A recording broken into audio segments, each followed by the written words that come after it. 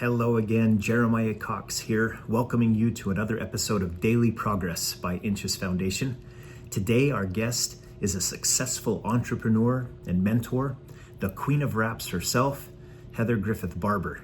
You're definitely going to want to hear what she has to say. Special thanks to the good people at KindlyMD for sponsoring this episode. Check it out. Let's make some progress today.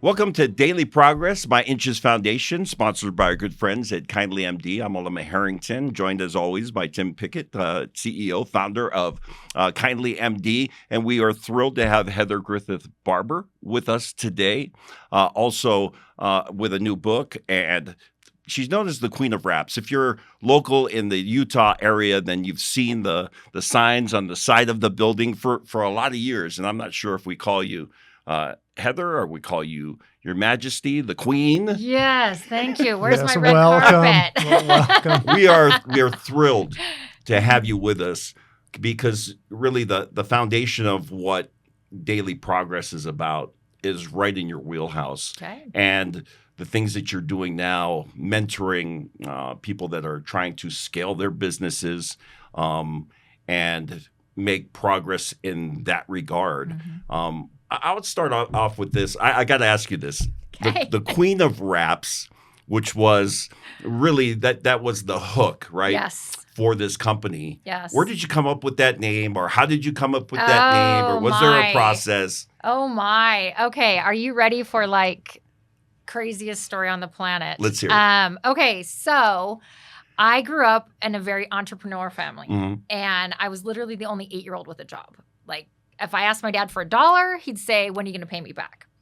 So I was always working in the family business, and it was a natural progression that, keep in mind, I was 23 when this happened.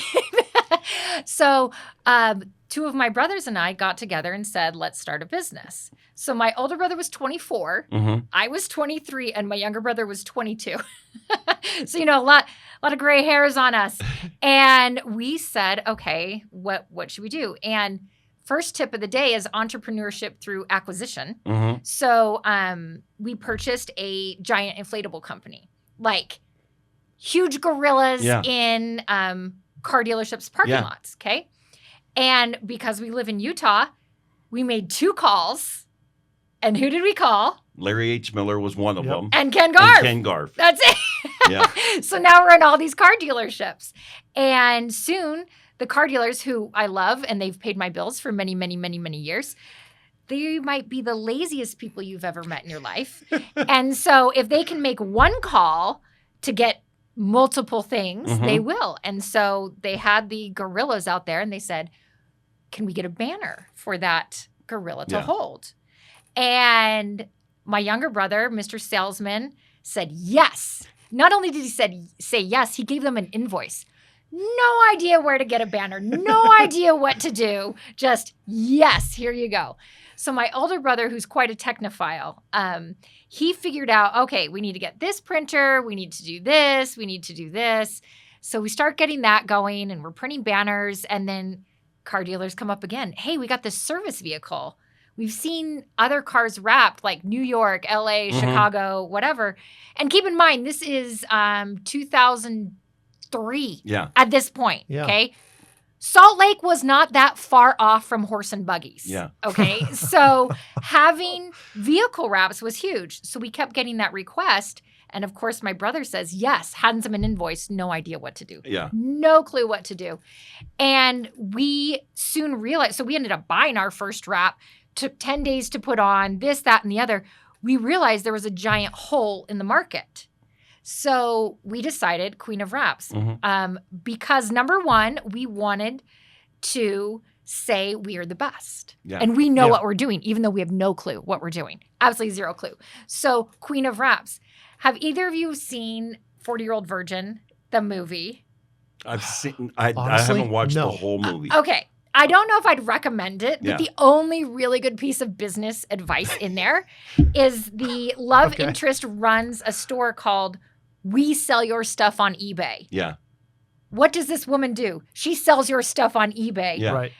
And we said, we need a name like that. What do? I don't just do wraps. I'm the best at wraps. Yeah, sure. I'm the queen of wraps. So that's how it came to be. And we shortly realized that man cannot live by wraps alone. Mm-hmm. And so we use that as our hook. Mm-hmm. And that's our hamburger. That's our McDonald's hamburger. And then they come in and then we sell them fries. And then we sell them drinks. And we sell them other things that are more high margin items. But that's how it became Queen of Wraps. Did you stop doing the inflatables as the business, yes. the wrap business grew? Correct. So we still so I just exited the company. Sure. Mm-hmm. And on the balance sheet is 75 inflatables. Oh, okay. Still. So on Halloween, I have a 20-foot pumpkin in front of my house. Mhm. If I have a garage sale, Santa will be holding a banner, things like that. So, I mean, technically we still had them. Yeah. But not a huge portion of the business. From my experience as a broadcaster, the words are, they catch my attention. One of the phrases that stood out to me in reading some of your bio and some of your book was a phrase, industry agnostic. Oh, yeah. Because what you're talking about, it sounds like it doesn't matter what it is. And the answer was yes, right? We can do that. Yeah. And I'm curious, how do you decide what to do? If you're industry agnostic, then whatever comes your way is going to be, we're going to do that. How do you say no to something? Oh, well, okay. It's easy to say no. It's hard to say yes. Okay, so let's take that one thing at a time. So industry agnostic, I want you to think about business like a lock and a key. This is my cute daughter here.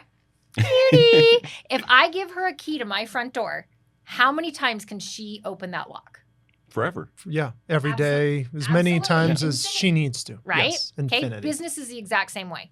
It is the same set of principles, no matter if you're KindlyMD, no matter if you're Queen of Wraps, no matter if you're McDonald's. It's the exact same set of principles. I get asked all the time, do you really like cars? No, I really like money is what I like. Yeah. I don't care what the vehicle, pun intended, is to get to that money. So to answer your question, I look for holes in the market. Mm-hmm. I look for if I am acquiring a company. Is that the question you're asking me? Yeah. I mean, how do you decide which one to acquire? How do I decide? Okay. Yeah. I want to back up. If I'm industry agnostic and it doesn't matter, at some point, is there a time when I look at it and I say, but not that? Okay. So I look for businesses that have a secret sauce. Mm-hmm. So whether that's geographical location, whether that is filling a need in the market, whether that is creating a need in the market, or a different product or a different way of advertising a product. So I look for the secret sauce, and those are the type of companies that I want to dive into. So the wraps made sense because it answers a lot of those questions, right? Yeah, when you got into it, or when your brother said yes to that one, and you did a few of them, you realized, well, okay, there is a secret sauce here because there's a hole in the market, absolutely, that we can fill, right? And we have access to the market. So you kind of stumbled upon the secret sauce, and now in any business you can look for it. Absolutely. The other thing I want to highlight is we just got in the game by buying a cash flowing business. We did not start. I skipped the grind because I already had a cash flowing business. That makes the biggest difference. That is rocket fuel to your business. If you have an app, it's really, really cool. You got to build it out. You got to get traction. You've got to do all of these other different things. If you buy an existing plumbing company, guess what? You already have cash flow. Yeah. So that's one of my secret sauces to entrepreneurs in general is buy something and then build it, then scale it. How did there's two things going on in my mind, and that is one on one hand, and I'm fascinated with the business, as somebody who founded a medical company that was in a unique system, space, right? yeah. Space Mm-hmm. in the healthcare industry. I get that part. I get the grind, no cash, no cash flow. No You got to build it thanks. all from the beginning. Yeah. And I get the misery in Yeah. some respects Yeah. that comes with that versus buying a cash flowing business. Yeah. There's this part of you and this, but then there's also this part of the book that talks about anchors. And so for you personally, what is it? Is there an anchor that makes it? Is there an anchor in your system, your personal system that like, look, this is just who I am and this is what I'm doing and this is what I really like? Yes. Yes to all of it. Yes to every single thing you said. Okay. So, my personal anchors are I want to foster my relationship with God, with a higher power. That's Mhm. my number one. My number two is fostering relationships with my family. Now, that can be a broad term or that can be my immediate family. So Mhm. let me just Sure. say that one. And then number three is taking care of my physical and mental health. Okay. So based on those three anchors, in fact, I was just talking to a gentleman yesterday who is currently a real estate agent. And the thing he said he didn't want to do was show houses on Saturday. Like he spends all Saturday looking at houses. Okay. Well, he's looking to buy a company. And he's like, what about this plumbing company? That's not going to work for you because people need plumbing 24 Yeah. hours a day. Like Right. Christmas Eve. What do they call it, Sarah Grace? Brown Friday or whatever. What is it that we found out? I don't remember. The day after Thanksgiving is Brown Friday. Like it is Oh, the yeah. plumber's jackpot. Mm. Wow. So I wouldn't have thought about that. I didn't know Right. either. I did Like, not know okay. either. Okay. So yes, here's a cash flowing plumbing business. Yeah. But if you don't want to be on call Yeah. 24 hours a day, If that's one of your anchors, don't buy that don't- Yeah, business. it doesn't make sense. No. And so when I'm looking at companies, so I'm doing a deal for a med spa right now. Let me just tell you how many emergencies we have in Botox. Not a lot. Right. It's not, okay, you can't get your facial today. Okay, you can come back next week. Yeah. That Yeah. type of thing. So that's what I look for when I'm looking for an industry. I only work from 10:30 to 2:30, 4 days a week. Mm-hmm. I drive my kids to private school and I pick them up from private school. They're not going to the local school. They're going 30 minutes away. Mhm. And I have made that commitment. So therefore, I need to make my life around that. Also, Fridays is day date with my husband. So whatever I do has to fit within those hours. And that guides a lot of my decisions. Is there a certain period of time for the entrepreneur who's getting started where they have to abandon that? Or can they hold on to those anchors Mm-hmm. and say, okay, that's just a non-negotiable for me?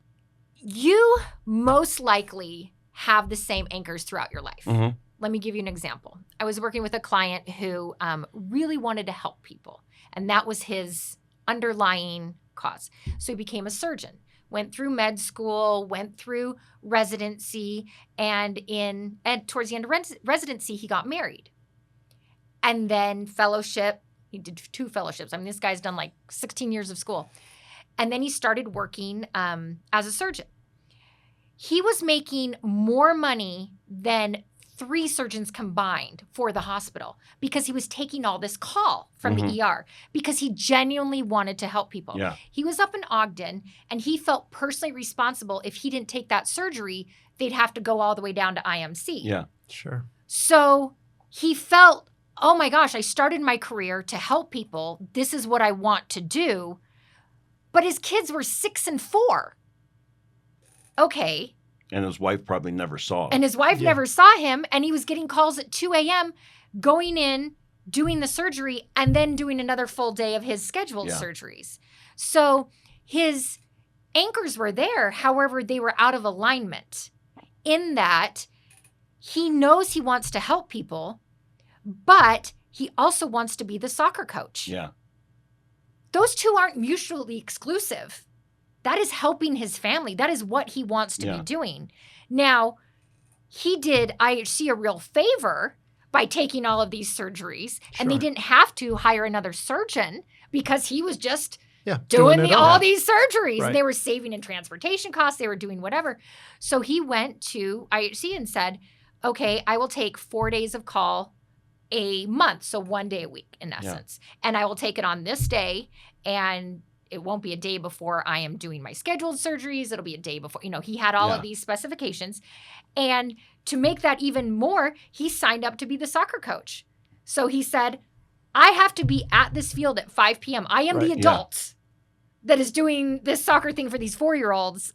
They're relying on me. So he needs to leave the office to do it. Now, it did cause a lot of scrambling within the organization. But guess what?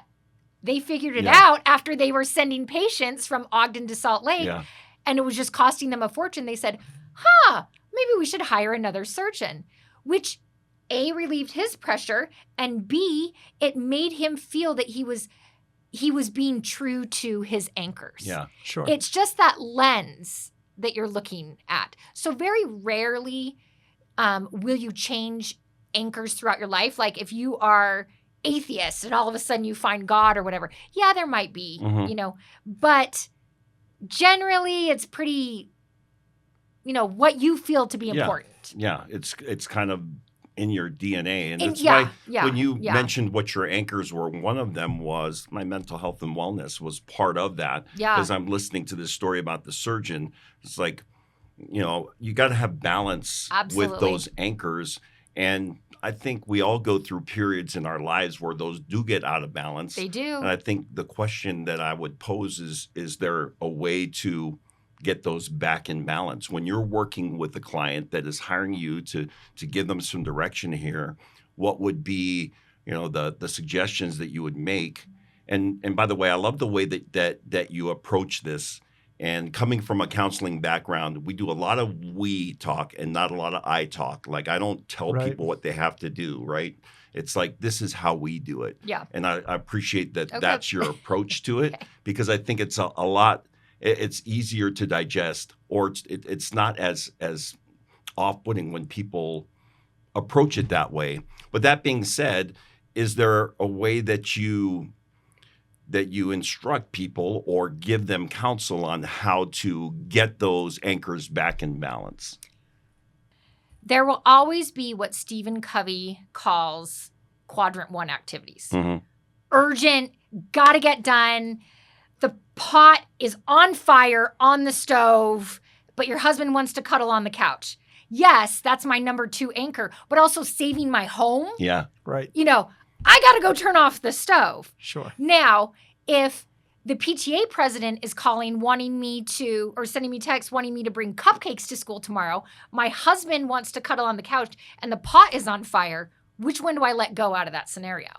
Cupcakes. Cupcakes. Yeah. Right. Easy, because that decision was made prior to me getting in that scenario. So I do pot, and then I do my husband, and I tell the PTA president to pound sand. Yeah. That's just how my anchors are set up. Now, you might have a completely different view on that. PTA might be your number 1 thing. Well, you're the one that should be bringing the cupcakes, not me.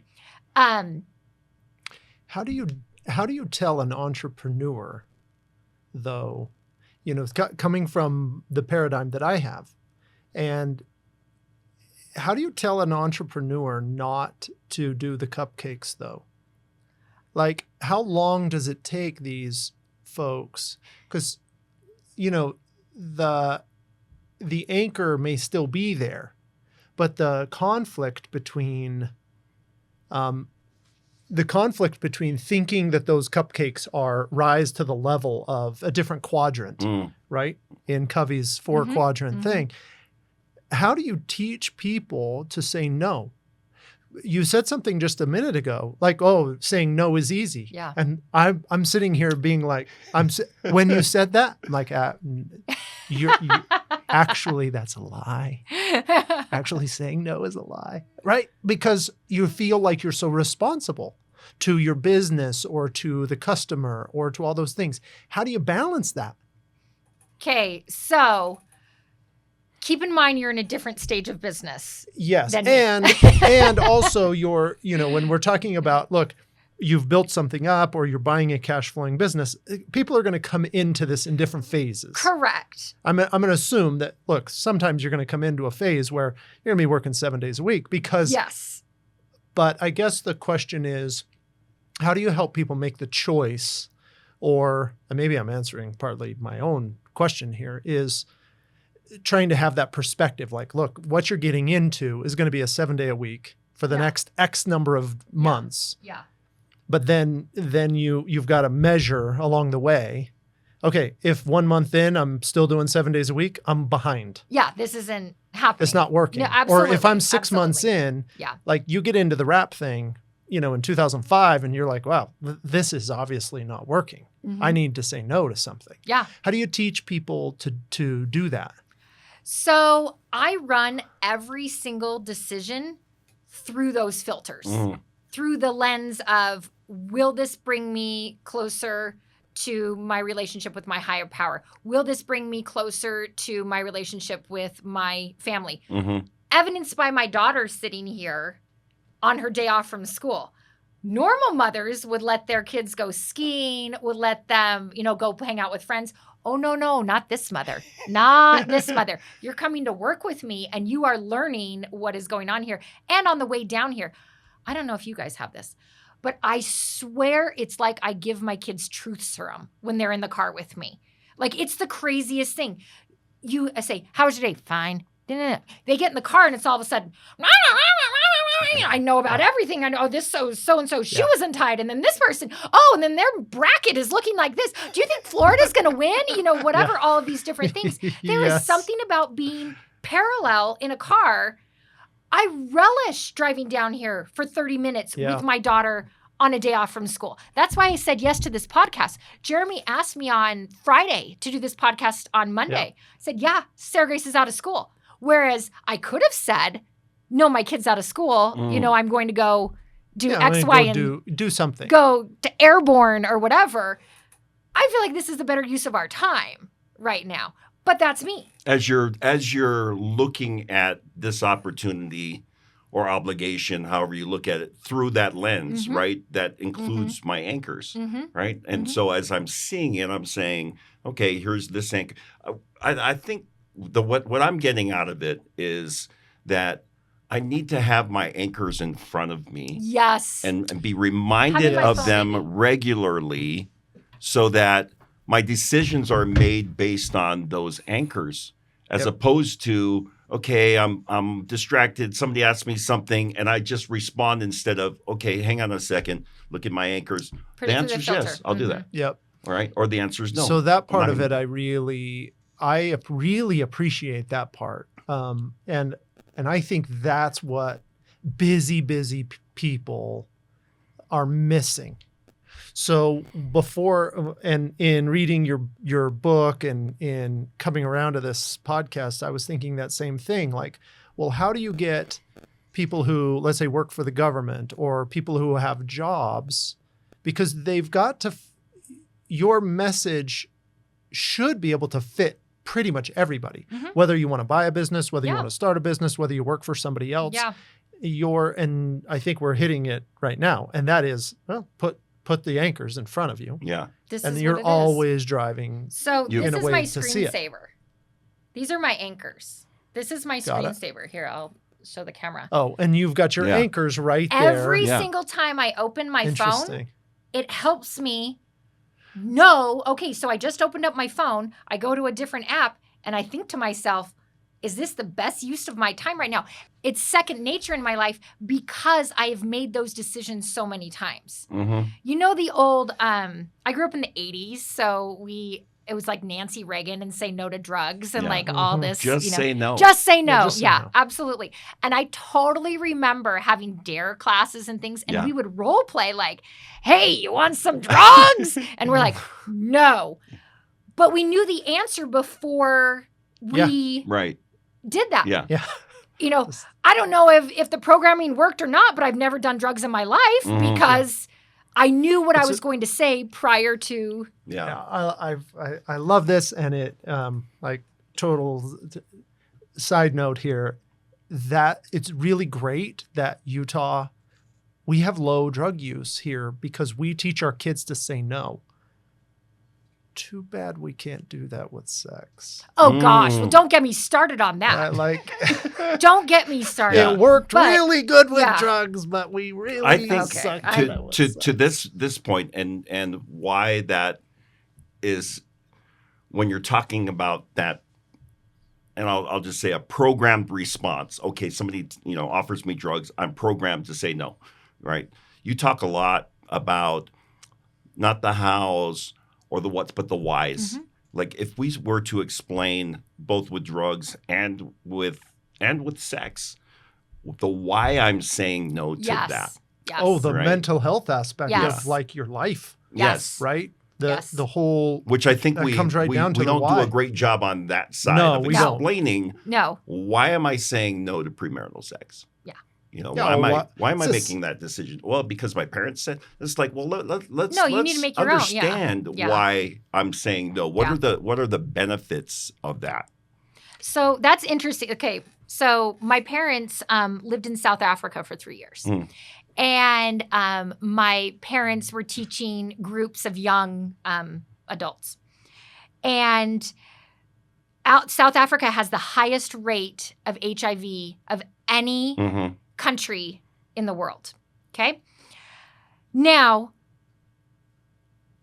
I want to set aside and fully acknowledge there's rape, there's incest, there's a lot of stuff going on with Yeah. that. Okay. So I just want to acknowledge that Totally. before I go into this. But especially when my mom would teach the girls, she would say, hey, you know how your parents died of AIDS? It's because they had multiple sexual partners who were infected with the virus. And this was like light bulb moment for the girls. Like, oh, well, maybe I have a choice over my body. I don't want to have AIDS. Therefore, I don't want to do X, Y, and Z. I don't want to put myself in risky situations. Now, that's not to say that things can happen to girls. of course.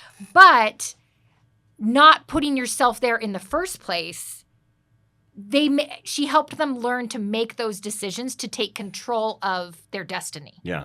And also, a lot of these girls were orphans. Parents died of AIDS. I mean, it's very real Yeah. to them. But if you can just save one from that type of trauma and heartache, and let's do it. Yeah. But it's the why. It's the bigger It is the why. why. It's not just here's the rule, don't go in that door. Yeah.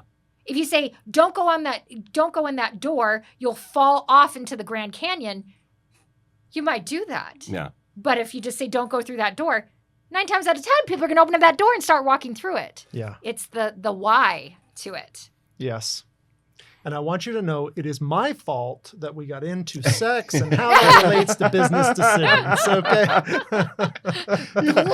Was not on my bingo card. That was not on my bingo No. card I mean, we either. got in here and you're That like, was oh not yeah, on you mine. do you Yeah. you run that medical company. They do pot and stuff. Yeah. Maybe we should get back to the basics. Okay. Of what we, Well, let me give you another example. So I've been married for 18 years. And congratulations. Yes. which is amazing, right? Yes. Which- It's a long Can you even time. imagine Yeah. being married to me for 18 years? My husband describes me as a cross between the Energizer Bunny and the Tasmanian Devil. Like this guy is Yeah. just like holding on for the ride. You know, I'm like, we're doing this, we're climbing Mount Everest. And he's like Mr. Study at like he's in finance. He looks at spreadsheets all day. So about 18 months ago, he had a mental health crisis. And like I said, I didn't know anything about this, but he had a triggering event that caused PTSD to the point where I have a shotgun pattern in my basement. My husband has a service dog to help him cope through day-to-day life. Okay, This happened in February was the triggering incident. And I was supposed to go to Europe on a Pilates retreat. Bougie much. Like I was going to Portugal on a Pilates retreat for rejuvenation of my mental and my physical. I remember that's my number 3 anchor. Right. So that decision was right in line with that. Mm-hmm. However, my husband was having a mental health crisis. And I knew if I left at that time, my number 2 anchor, so that took priority over that, he most likely wouldn't be alive when I got home. Mm-hmm. So I had to say, all right, let me look through this decision through the lens of my anchors. Okay, mental health and wellness is number 3. My husband is number 2. Easy decision. Yeah. So I canceled my trip to Europe. Yeah, that sucked. I got 0 money back. Yeah, I wanted to spend 2 weeks in Portugal, sipping whatever on the beach and having a lot of fun with all my girlfriends and things. But that just wasn't in the cards right then. But to your point, I made that decision before that decision came up. Yeah. Right. I And already knew. it. Yes. And I had practiced that decision over and over and over.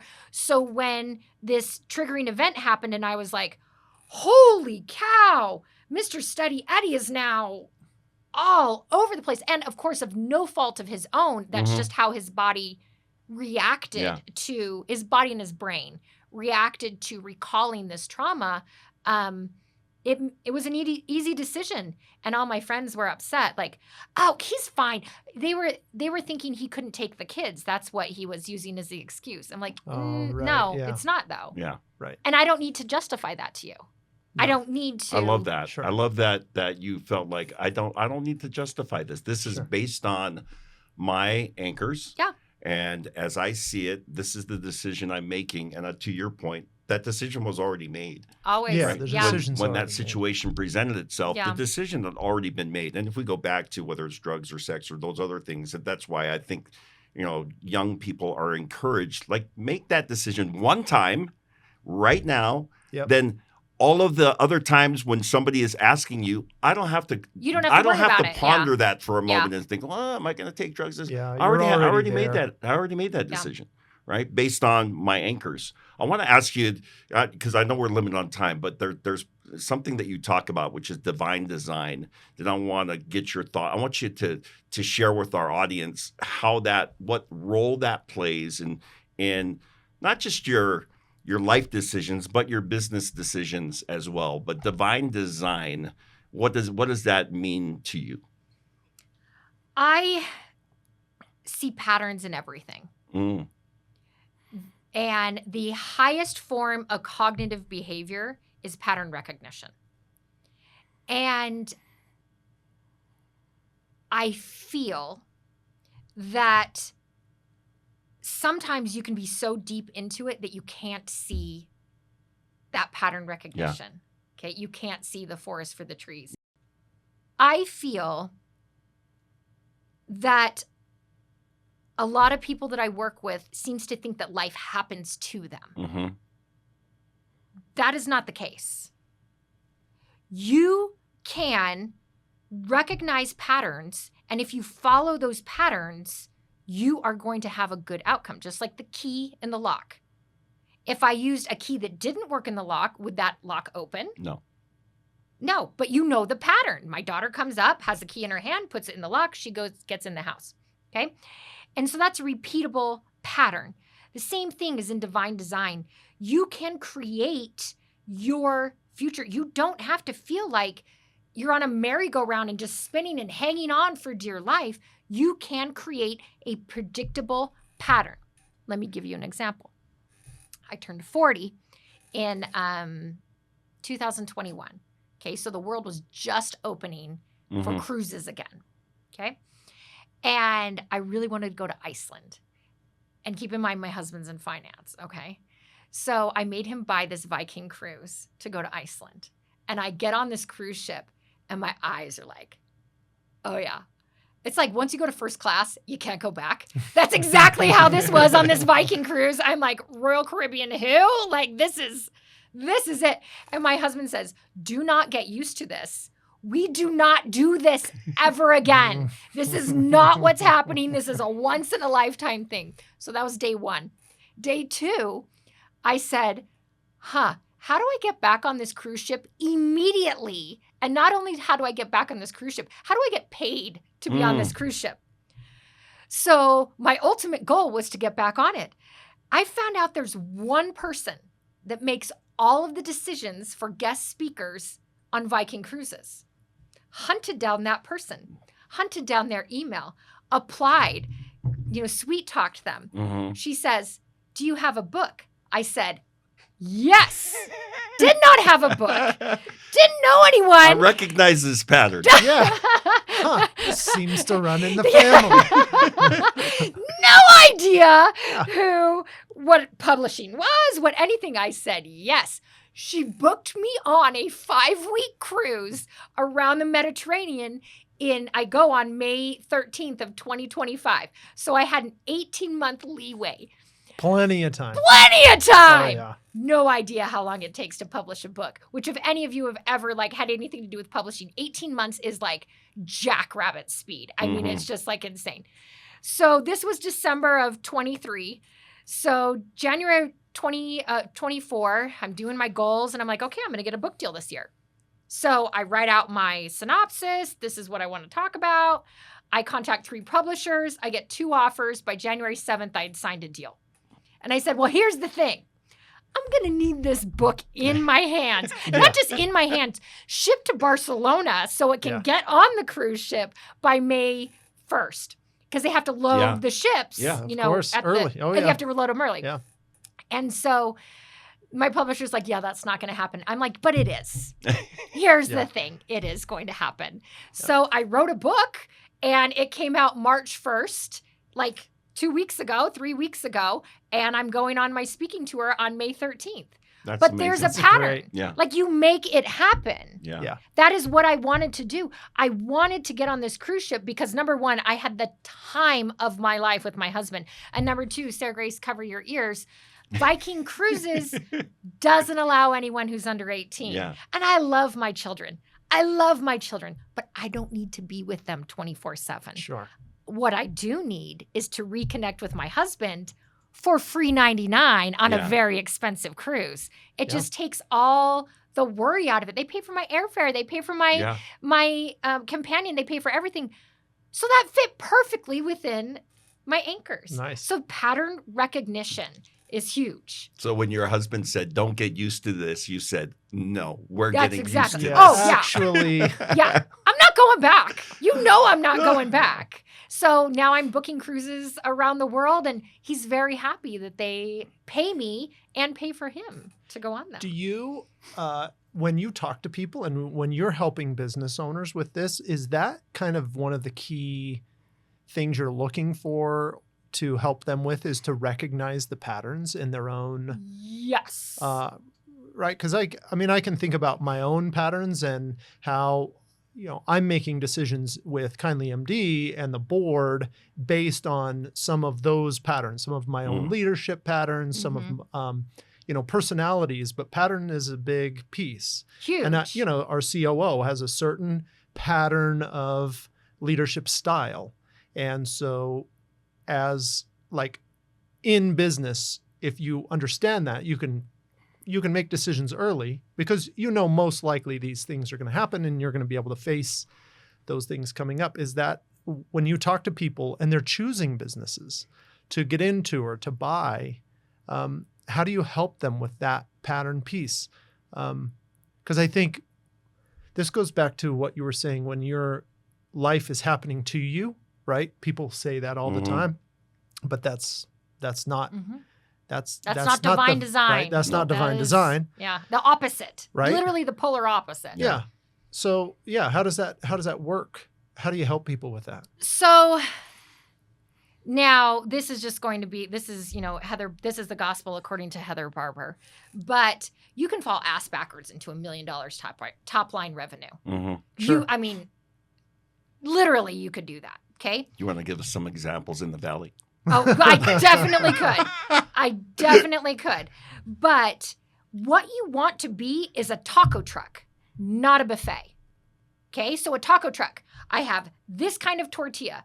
Okay, you want a quesadilla? No problem. I will put cheese on that. Here's the same tortilla. Oh, you want a vegan option? No problem. I'm going to put avocado on that. Here's your tortilla, same tortilla, same everything. So it's scalable, it's repeatable. You're not a short order cook. You are, here's my framework, here's my menu. You're in and out. You are Raising Cane's. You are, this type of company where if you don't want fried chicken, don't go to Raising Cane's. Go somewhere else. Right. But you don't see these people, they've already made those decisions. This is what makes us money. This is what we're going to do. They're not trying to do other things. McDonald's isn't trying to have a vegan option. McDonald's is saying, you want cherry or vanilla for your ice cream, loaded up, whatever. They're iterating on what already works. So scalable systems, that pattern recognition, hey, if I do X, I get Y every single time. If I put the key into the lock, I get that every single time. Now, this is to your point. If you have leadership, like you can get to $1 million with leadership that's all over the place. But if your COO doesn't act the way that you, in a repeatable pattern, in a repeatable manner, in I don't want to throw this guy under the bus. Like, do you like this guy or? Oh yeah, yeah. But it's totally fine as an example to use. Okay. Yeah, sure. Done. You got to get rid of them if they don't fit within your criteria. So, for example, meaning me, like 6 months ago, my company produced 9 vehicle wraps a day. And we had one gentleman who was really, really good, but he couldn't complete a wrap in a day. Really nice guy. So great. But you got to go. Yeah. Because this is a scalable system. We have 9 parking spots. We have 9 assistants. We have the entire thing made so you have 9 vehicle wraps completed a day. Now, whether that's a bus, a Mini Cooper, whatever, we can work with that. But if you are not doing it within the scalable, repeatable pattern. Yeah. I think what you're saying is you're recognizing the pattern and how it needs to be scaled. And if somebody is not going to be able to achieve that, then it's not a personal thing. No, it's not. You just don't fit the pattern. And that's okay. There is a pattern for you somewhere. Yeah, somewhere. It's just not here. Not here. Well, and it's the same thing with the product. Yeah. So if you can't produce oh my gosh, one time we wrapped this, I won't say the name of the company, but one time we wrapped a food truck and he took 5 orders and then closed the window for 15 minutes and made the orders. Okay, I can already tell that this food truck's not going to be successful. Yeah. Right. Because you need to have a system to do this. If your product takes 15 minutes in order to make 5 of these things, your hourly rate is $30. That's not scalable. However, if you are flipping out tortillas and making 300 tacos an hour, boom, boom, boom, boom, boom, boom. Yeah. That's scalable. That's a pattern. So whether it's a product, whether it's a service, that's where a lot of people get bogged down. A service that's repeatable, whether it's a person that doesn't quite fit the full culture or doesn't quite fit the scalable design, you got to eliminate until you have that repeatable pattern over. This is, from a business standpoint, this makes 100% sense. And then you put humans in to the mix, and I can see why. Look, Queen of Wraps, we're in business to make money. You have 8 out of 9 people who can do a wrap every day. The 9th person that doesn't work, because we're not here to do wraps on cars. We're here to make money. Yeah. And we're here to repeat that process in a scalable and organized fashion. Yeah. And that's hard for business owners to get their mind around. That's okay. That is capitalism. And here's the other thing that I have found is that we call them A, B, and C players. Okay, so you got your first string, your second string, your third string. A second string player could go either way. Mhm. If they're surrounded by first string players, they're going to rise. And they can embrace their role. Yeah. Right. They can rise. If they're surrounded by C,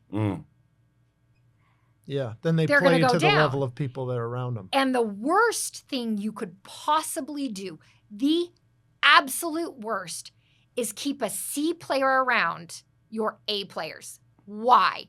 Because you will have 5 A players rowing in that direction, and your C player will literally be rowing against you. They got to go. And it's not personal. The other thing is, they don't belong there. Everyone has a genius. Everyone has a place where they would shine. It's just not with you. And they deserve to have that place where they would shine. It's like if you have a boyfriend or a girlfriend that's like really, really great, but you're not that into them, keeping them around is cruel. That's literally cruel. Yeah, to both parties. Both parties. You got to fish or cut bait. I mean, so it's the same thing in dating. It's the same thing in business.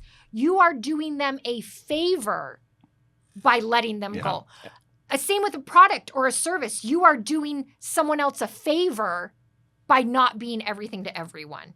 If the product doesn't fit your exact, like KindlyMD, if all of a sudden you wanted to get into GLP-1, that doesn't fit your business model. But yeah, that makes a lot of money.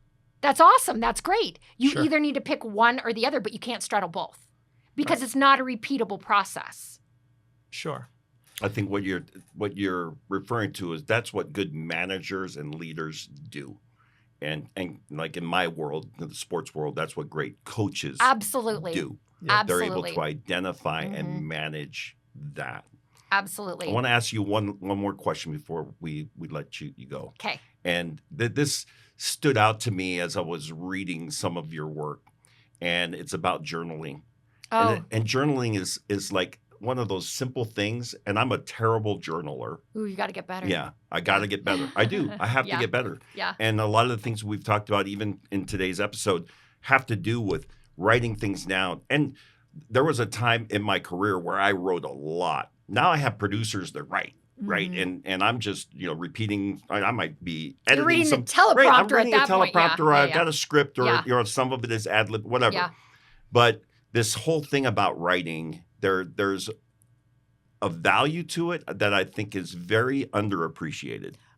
I 100% agree. You know how everyone says, not everyone, but like doctors say that exercise is the most underutilized antidepressant. Yeah. Same thing with journaling. And Jordan B. Peterson will talk about this. You can go look it up or all this stuff. But what it does is it gives you clarity. Now, I want you to take that one step further, okay? So imagine you're at your computer and every day you're just writing. You just write whatever comes to mind, whether you're angry, whether you're sad, whether you're whatever.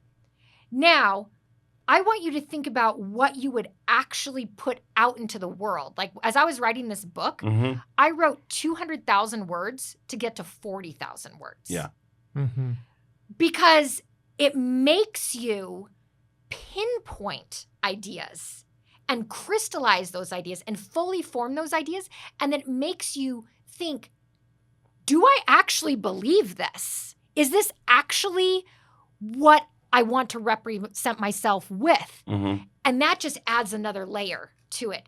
And it just helps you crystallize that. The other thing that it really helps you do, so like I said, it took me 18 months or 13 months to write this book and then get it published. And I'm a different person than I was when I first started, the process. I didn't have an offer on my company. My daughter was in kindergarten. So I was literally writing like an hour and a half and then going and picking her up. My life was completely different. And so it's interesting to go back and look on those things and say, oh, I have come that far. Or, hey, you know what? This was an issue 13 months ago and it's still an issue. How do I fix that? What can I do? Right. But unless you write it down, it doesn't exist.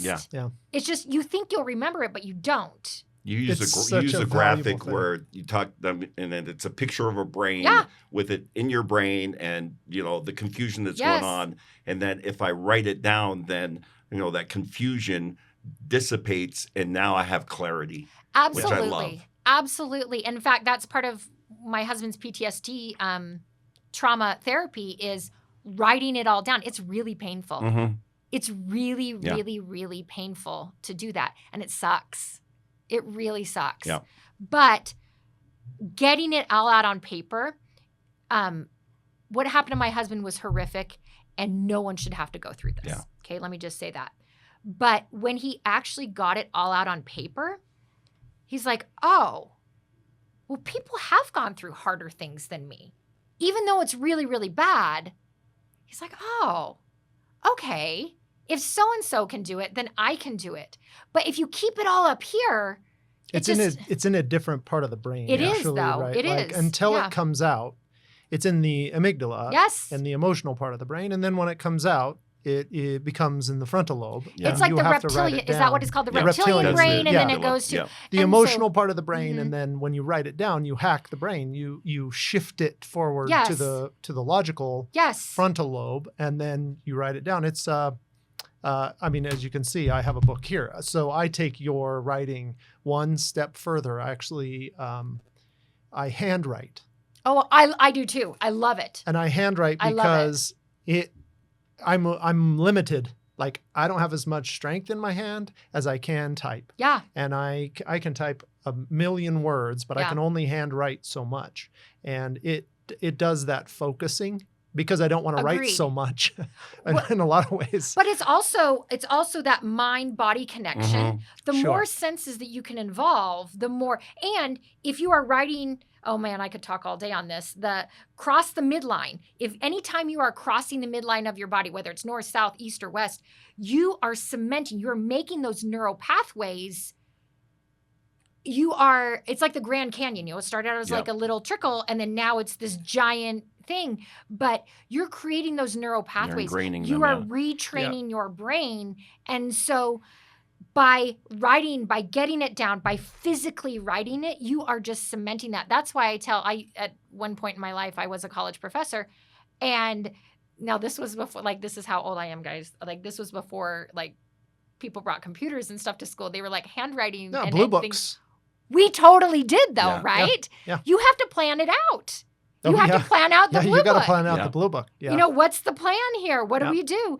And it helps you remember way Yeah, more sure. than And you want to see what the patterns are in your own life. You start writing things down, and you're going to Absolutely. see. Yeah. Them. You start, and all the habits that you have, and all the Yeah. bad things, and what's really But all the important good to things, you. too. All the Yeah. good things too. Yeah. you could say, oh, my life sucks. It's the absolute worst ever. But then if you scroll through my Instagram, here's a cute outfit I wore this day. Here's a whatever. You got to remind yourself Yeah. of those things. Sure. It's been a blast. We'd love to have you back. In fact, I'd Yeah, love to have you absolutely. back and tell about your time as a I could talk all day long. As a This is my teacher. jam, man. And I because you're doing a lot of things with women in business too, Yeah. and you're really motivated for that. And before we got started, you had mentioned you don't want that to be an anomaly, No. right? Which That's a whole different it's really conversation. it's a whole different Yeah. conversation that we should have. Yeah. At Yeah, some I'll come point, back and right? talk to you guys. This fits within my anchors. So There I'm you good. go. The Queen of Raps. Yes. That's a Rap is the name of the book, Yep. right? And that's a wrap. Perfect.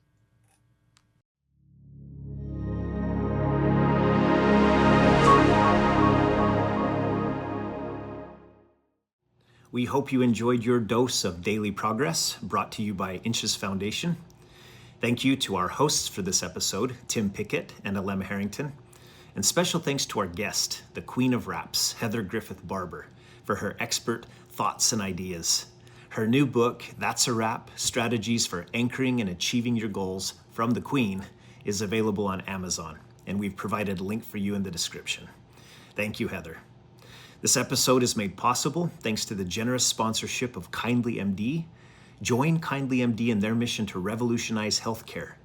Visit kindlymd.com, and you can also visit nasdaq.com and search stock symbol KDLY for news and other information about how you can get involved and help.